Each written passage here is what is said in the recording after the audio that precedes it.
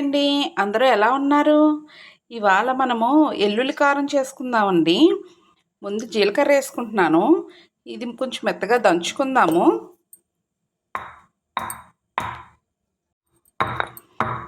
జీలకర్ర ఇలా దంచుకున్నానండి నేను. ఇప్పుడు దీంట్లోకి వెల్లుల్లిపాయలు వేసుకుందాం. వెల్లుల్లిపాయలు వేసుకుందామండి. నేను పొట్టు తీసి పెట్టుకున్నాను. అలాగే ఇప్పుడు దీంట్లోకి సాల్ట్ కూడా వేసుకుందామండి. అలాగే కారం కూడా వేసుకుందామండి. ఒక్కసారి స్పూన్తో అన్నీ కలుపుకుందాం. ఇలాగా కలుపుకొని దంచుకుందాం. ఇప్పుడు ఇవన్నీ దంచేసుకుందామండి. వెల్లుల్లి కారం చేస్తున్నప్పుడు ఇలా వర్షం కూడా పడుతుందండి. ఈ వర్షంలో వెల్లుల్లి కారం వేసుకుని తింటే నోటికి చాలా బాగుంటుంది. కారం కారంగానే చాలా పెద్ద వర్షమే పడిందండి ఇప్పుడు మాకు ఇక్కడ. మన వెల్లుల్లి కారం అయితే రెడీ అయ్యిందండి.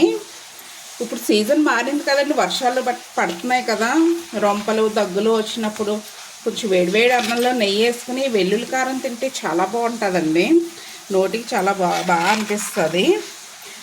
ఇది చాలా కూరల్లో కూడా మనం యూస్ చేసుకోవచ్చండి. Thank you.